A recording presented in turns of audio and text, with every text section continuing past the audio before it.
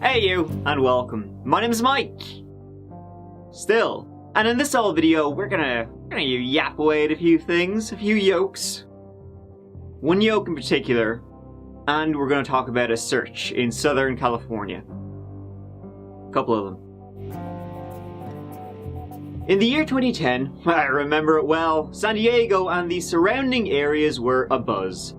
This will eventually lead us to a guy you won't like. He doesn't really help himself when he speaks. And, get this, he's a turd. Literally and figuratively. Actually, yeah, scratch that.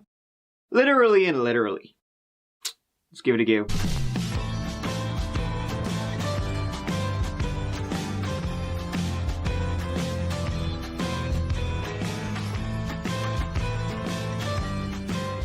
Get a load of this, right? If you were to drive maybe 30 minutes northeast of San Diego, maybe you have, you would encounter the city of Escondido. Means hidden in Espanol. They're doing a dang up good job. Though I guess it is kind of hard to keep 150,000 people Escondido.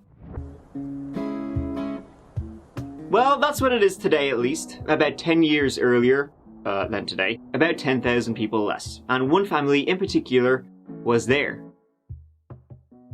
The Dubois family. Amber was the oldest child in the family at 14 years old. The parents, Carrie and Mo, were separated but still close, and she had one younger sister. Amber was a quirky, free-spirited young lass, different from the other kids. She avoided malls, like a plague. She was introverted, artistic. She did things at her own pace. Amber attended Escondido High School, or she had just started to. She was actually taking on extra classes because she wanted to finish up earlier. She wanted to be out of there. Or at least that was the plan until February 13th, 2009.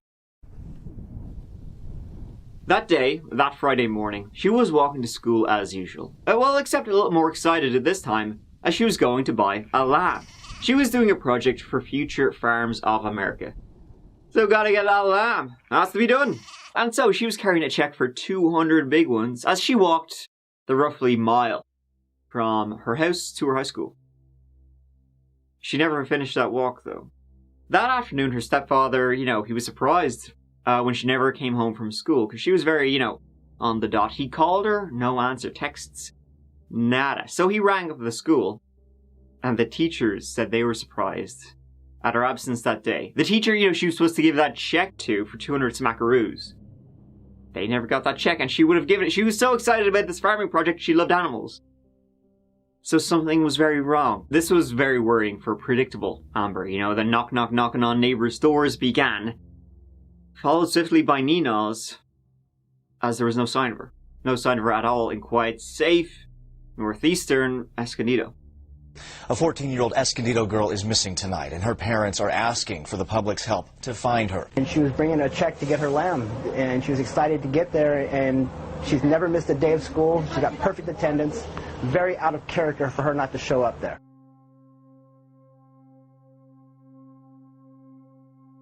With no sign the next morning, Rory mounted and mounted. They did find some witnesses who saw her walking to school that morning, and they saw her speaking to a man after 7 a.m. Well, that was it. The day after she was last seen, her phone was turned on for roughly 20 seconds. Then never again, which is heartbreaking when you think that this might, give the parents some hope only to be dashed. But it did connect to a cell tower near where she lived. All these lit candles and stuff, hopefully it's going to be lighting Amber's way home. Any sign that you can give us to where you're at, anything, please come home. In all my life, I never thought I would go through something like that. And I don't wish that to my worst enemy. We're going to find her, are we? If Amber was abducted, she's got a fighting chance. She will make sure whoever it is, she'll drive them up a wall. But she's a survivor. I don't think in my heart, I don't think she's hurt. I think she's just in a bad situation she's trying to get out of. There were a few sightings, about town. Following up on them led to nothing. I'm trying to keep things positive, but it's really hard after it's been 5 days. This, captured the nation. This disappearance of 14-year-old Amber right outside the gates of her school. This is big old news. Was there any suggestion she was unhappy at home? No, absolutely not. Tonight, hundreds of San Diegans had joined the search for the missing 14-year-old Escondido girl, Amber Dubois. More than 24 search parties comb the local mountains from dawn to dusk. Search groups return from an all-day trek through local mountains, desperate to find something helpful. Her family says she hasn't been seen since she walked to Escondido High School last Friday morning around 7 a.m. But still, with this many eyes and this many, media outlets, they found nothing. And I mean, jack shit nothing. They got a lot of people who said, oh, hey, that kind of looks like Amber. I'll ring up the police. Nope. Turns out there's a lot of people who look like Amber, but aren't Amber. Herself just disappeared into a black hole. Tonight, police have called off the physical search for a teenager who's been missing for 6 days now. More than 3 weeks ago, today, hundreds of volunteers came out to help search for Amber Dubois. 14-year-old Amber Dubois, who's been missing for more than 2 months. Tonight marks 5 months since an Escondido teenager vanished. Missing for 7 months. The family is saying that detectives aren't doing enough to find her. There is no trace of the teenager. Over the months, volunteers dwindled, as did enthusiasm, as it turned to weary resignation. She wouldn't be found. These things just happened. That was the mood for everyone except Amber's parents, of course. They would not stop, even when the 1-year anniversary came and went. And what also came around that same month was it happening again? Right at the 1-year anniversary, 10 minutes down the road from where Amber Dubois was last seen. It was the 25th of February 2010. 17-year-old Chelsea King went jogging in the Rancho Bernardo Community Park. In the afternoon, she was going for a 5-mile run. She never came home. Her car was found in the park's car park. Chelsea often went out jogging on that trail. It was well used, it was safe, nothing new to her. She lived in the community of Poway, a rich part of town, and very, very safe. Chelsea was an only child, very near and dear to her parents, as her birth was difficult. Chelsea was popular in school, smart, was a peer counsellor, played French horn, was on the volleyball team, did cross-country running, wrote poetry, but nearest and dearest to her heart was the environment. She was planning on, following her passion, which was like environment and that kind of stuff, and she had a lot going for her. As I listed already, when she applied to 11 different colleges, she got accepted to 11 different colleges, but she wouldn't make it to any. She usually went for a jog after school, more often though in her own neighborhood, but this time she wanted to jog this trail in the park to scope it out as part of an environmental project she was working on. When she didn't return an hour and a half after she was supposed to, her parents followed up on her, went to the park, found her car, didn't find Chelsea. And she was reported missing at 7:20 p.m. Less than a minute after the police were notified, they were immediately like, hey, this is Amber Dubois again. The round-the-clock effort to find the missing Poway High School senior continues. Track and cross-country star's parents reported her missing Thursday night when she didn't return home from a run. Her locked car was found at the Rancho Bernardo Community Park with her cell phone, wallet, and iPod inside. Our daughter is the kind of girl that you dream of. She's the kind of kid that everybody wants as a parent. She's respectful, she's bright, she's caring. She's everything that you look for in a great person. Law enforcement has vowed to continue this search for as long as it takes. Chelsea's parents remain hopeful she'll be found alive. The focus is still on getting Chelsea home. About 2 miles from her car, in the park, underwear and socks were found. Blood was found. Pretty much everything that could be done was done. Border Patrol, FBI, anyone on the sex offenders list. Tips after tips after tips came in. Amber's parents took part. Later, one of Chelsea's shoes was found, far from where the other garments were. The lake in the park was searched, were birds involved, but other than what was already found, nothing else. The weird was that her car, shoes and underwear were all found relatively far apart in the park, especially, one that was so used. If she had been taken against her will, it would have been, she was taken far and on foot. A second shoe and sports bra were found not far from where the underwear was. It looked like a trail was forming, and what would be at the end was not good. We're just praying for Chelsea to get home, to find us. They are literally moving heaven and earth to find this little girl. Anybody out there, if you know anything, please just help us bring her home. So as this was, making major news, as it like Amber Dubois, a lot of eyes were on it, someone came forward. It was a jogger who also used that park all the time. And she said that 2 months previous, back in December 2009, she'd been out having a jog and she was attacked. She had been able to fight this fucker off, and she gave the police a description. It was a white guy, 20s, stocky build, short brown hair. She said that as she was out having a jog, he just rugby tackled her, pinned her to the ground.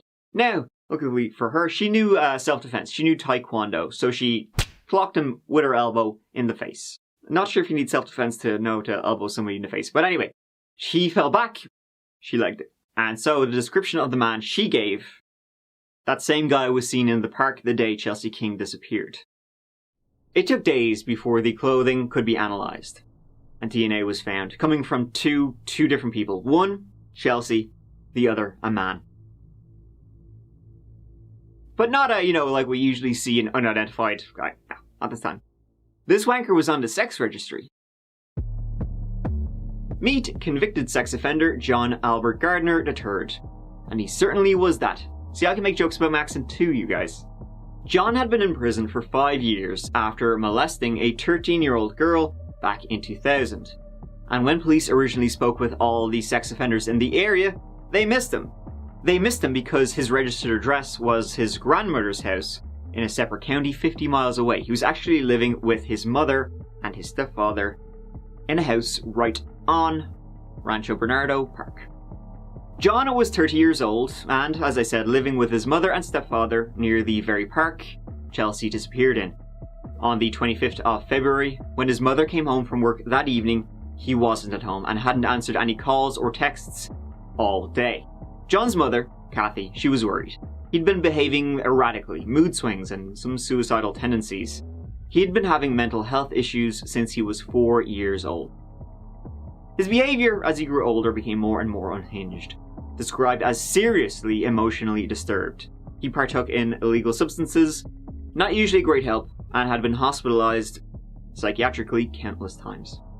In February 2010, Kathy would be worried again. After all, Kathy believed her son when he said he had done nothing wrong. When he was arrested in 2004, arresting that young girl, he said he didn't. Oh, you're wrong. Didn't do anything sexual. I just smacked her. Which is also not fine. Kathy thought, she had a crush on him. So she was just making it up for attention or whatever. Wrongful prosecution, she thought, hadn't helped his mental state at all. He was close to the edge. And before he was arrested, he'd wanted to be a math teacher. And those hopes were dashed after he was sent to prison. Whoa, he can't be a math teacher anymore? It's devastating. He eventually returned home that night, the 25th of February, when Chelsea disappeared, with a snake in his hand. A snake that was missing its head. He was wiggling it about the place, saying, hey, it had tried to get him, but he got it instead. He was also covered in mud, dirt, and scratches. He also had, real crazy eyes, Manson lamps. So, a few days later, when his DNA matched what was found on Chelsea's clothing, he was put under surveillance. They were watching him, hoping Chelsea was still alive. He was later found at a bar, wearing wet and muddy clothing.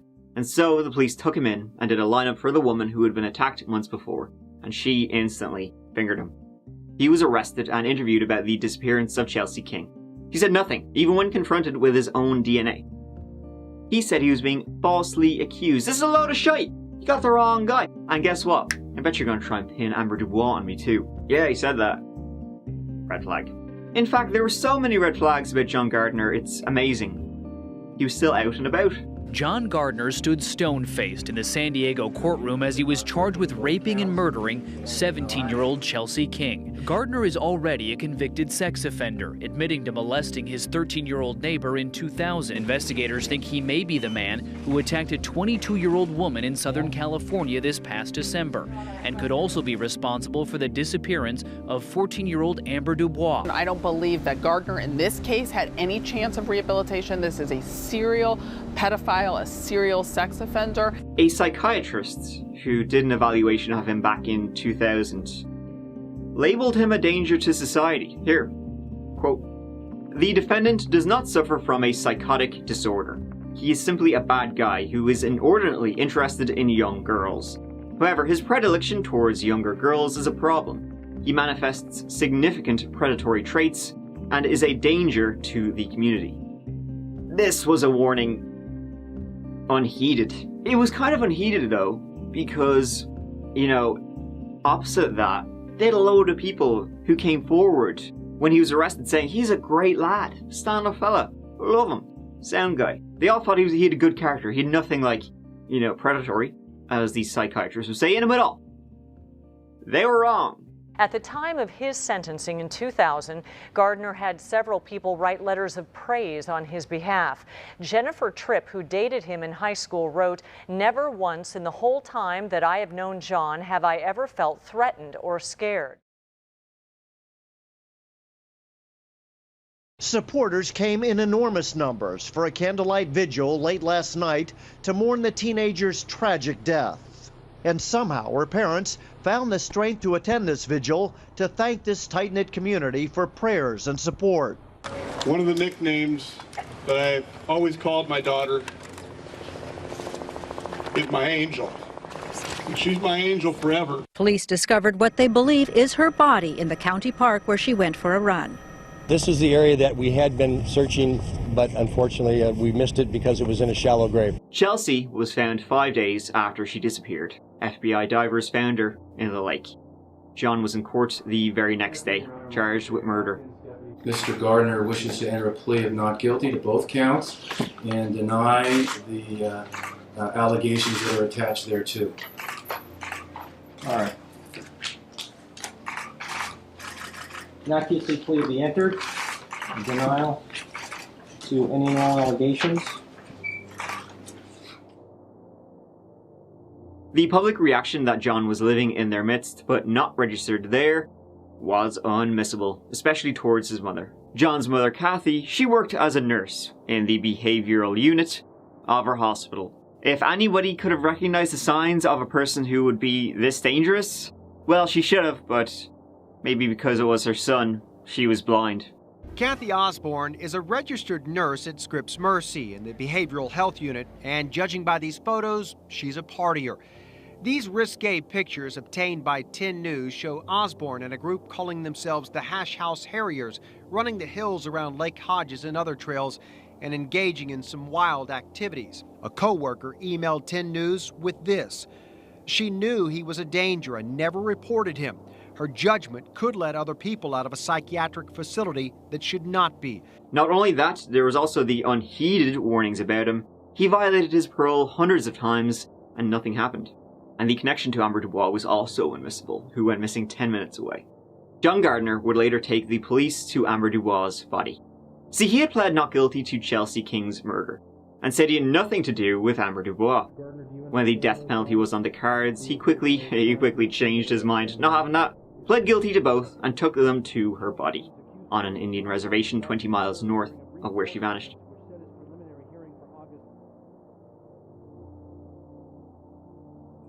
That on February the 13th, 2009, you took Amber Dubois to a remote area of Paula where you raped and stabbed her. You then buried her in a shallow grave. Do you admit the truth of those facts? Yes. You're also admitting that this murder took place within an hour and a half of your initial contact with Amber Dubois. Do you admit all of those facts as well? Yes. Now, no link was ever actually made between John and Amber, by the way. I mean, obviously, he killed her, he led him to the body, but like, independently of that, there was nothing to go on. And he would never confess to, you know, what actually happened. By accepting this guilty plea, we are obtaining a conviction for the murder of Amber that we would not otherwise have been able to obtain. He's about to do interviews, though. He's yapping away. He's confessed to two of the most notorious crimes in San Diego County history. I actually didn't go out and look for him. Tonight, for the very first time, John Gardner talks. What I did is horrible. I mean, I was aware of what I was doing, and I could not stop myself. I was in a major rage and pissed off, and pissed off at my whole life and everybody that's hurt me and blew up, and I hurt the wrong people. I hate myself. I really do. There is no taking back what I did, and if I could, yes, I would. Are you kidding me? But I was out of control. If I was able to stop myself in the middle of it... This call is being recorded. I would have, and I could not. I was out of control. It wasn't about their age with me. I actually didn't go out and look for them. I did not sit and wait for them. I go to calm myself. I go out and I go for walks to calm myself. I'll go for a walk or I'll go for a drive just to calm down. I was telling them that I just want to plead guilty and I want everyone to know how bad that I felt. You could have gotten the death penalty. I didn't care. I still don't. Everything that I've done was horrible. What am I supposed to say? Did I try to prevent it? Yeah, I did. Why did you admit to killing them? Because I did. Why would I drag it out?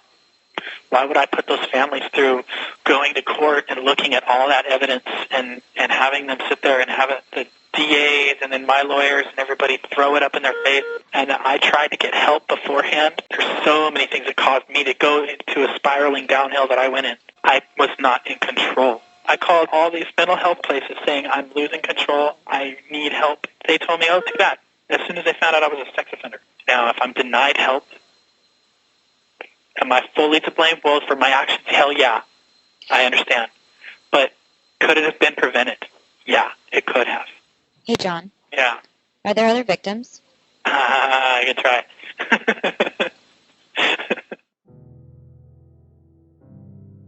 John Gardner was sentenced to 2 terms of life in prison without the possibility of parole for the rape and murder of both Chelsea and Amber.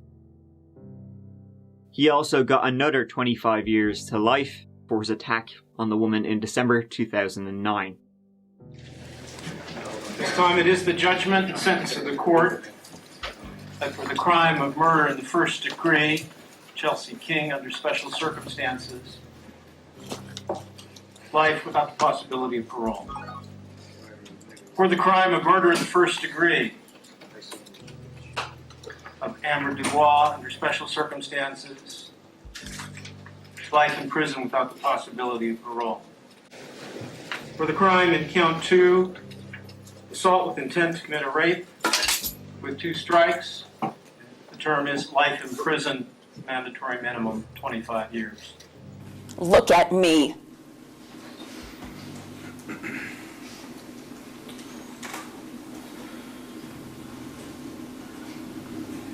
Why am I not surprised? Now, with our last hope for justice, we depend on the prison community to slowly and painfully cause your remaining days on this earth to be a living nightmare. At his sentencing, things got heated, especially when the survivor of the December attack spoke. You can see his expression flip in like 1 second. To make us a little safer by locking him up permanently, and to finally free us from this nightmare that he has created. And finally,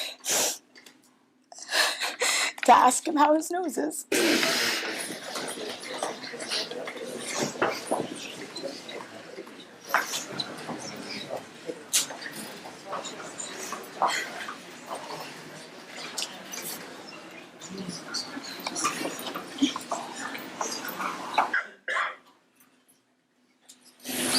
She did that for publicity.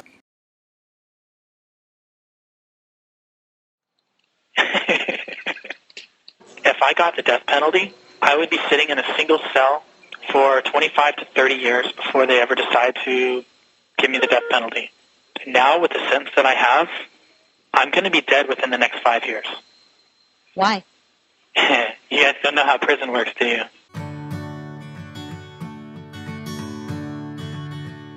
Since all this happened, the parents of both girls have been a huge presence in search and rescue operations around the area and beyond.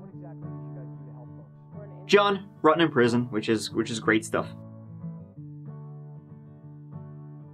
And the hunt for a monster was finally over. A hunt which shouldn't have even began when you look at the countless red flags from the original attack, his very short sentencing when he only did 5 years for that, And that, you know, the psychiatrists, the parole violations, which were never followed up on. One time he even went to a prison, which is believed he was giving contraband to somebody in prison. And that's an immediate red flag if you're on parole.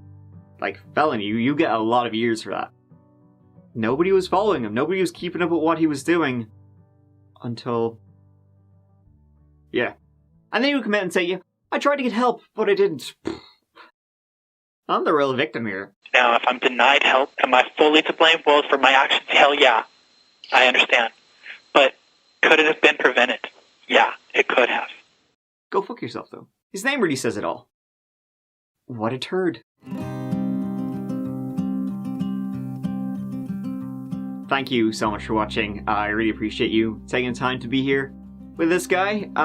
Here, by the way, please, if you're interested, maybe you are, check out my Patreon, where you can get exclusive videos, early access to videos, Discord, a few bits and bobs, and you can also check out some That Chapter t-shirts down there somewhere, I think. Here, go on, please, as always, take care of yourselves, because I love you. Mike out.